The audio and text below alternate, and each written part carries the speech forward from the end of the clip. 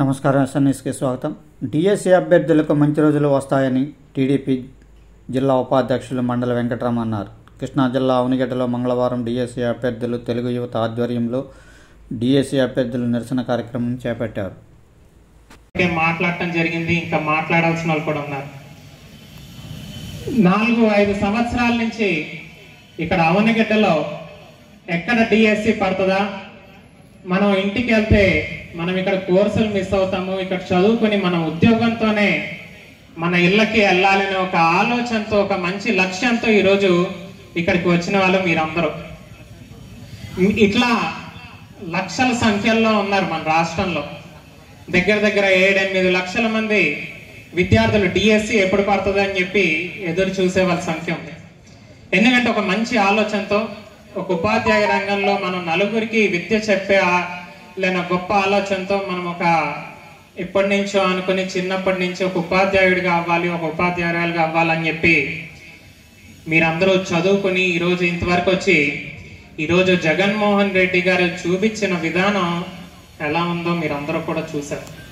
చాలా దురదృష్టకరం. Mega DSC ఇస్తాం అని ఎన్నికల ముందు నుంచి ఈ రోజు వరకు కూడా మాటలు చెప్తూ గతంలో 23,000 పోస్టులు ఉన్నాయని అంటున్నారు, కానీ వాస్తవానికి 50,892 పోస్టులు ఉన్నాయని చెప్పి చెప్తున్నారు కేంద్ర ప్రభుత్వం. అంటే 50,000 పోస్టులు ఖాళీగా ఉంటే ఈరోజు కేవలం 6,100కి మాత్రమే జాబ్ క్యాలెండర్ ఇస్తానంటూ 2,30,000 ఉద్యోగాలు ఇస్తానని చెప్పి మీ అందరికీ న్యాయం చేస్తానని చెప్పి మాట ఇచ్చిన కనుక జగన్మోహన్ రెడ్డి గారు మరి ఈ 4 సంవత్సరాల నుంచి ఒక డిఎస్సీ వేసాడా? కొంతమందికి ఏంటంటే హింసా తత్వానికి ప్రేరేపితయ్యే పరిస్థితులు వస్తాయి. ఈ రకమైన స్థితి రానివ్వకూడదు.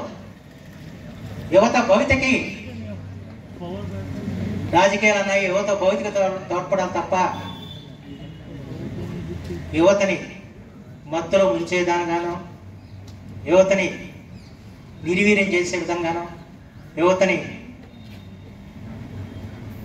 సరైన పందాలు నడిచిన విధంగానో వాళ్ళకి జీవితాలకి భరోసా ఇవ్వని పరిస్థితి మాత్రం రాజకీయాలు ఉండకూడదని చెప్పి మాత్రం కోరుకుంటున్నా. ఏ రాజకీయ పక్షమైనా ఇది గ్రహించాల్సిన అవసరం. ఇవాళ జగన్మోహన్ రెడ్డి మేము కూడా అనుసరిస్తే మాకు కూడా పుట్టగతలు ఉన్నామని చెప్పి మాత్రం మనం చేస్తున్నాం. నేను నిర్భయంగా జీవితాన్ని 23,000 పోస్టులతో అధికారంలోకి రాగానే డిఎస్సి అనౌన్స్ చేస్తానని చెప్పి ఆ రోజు జగన్మోహన్ రెడ్డి గారు మాటలు చెప్పి ఓటేయించుకుని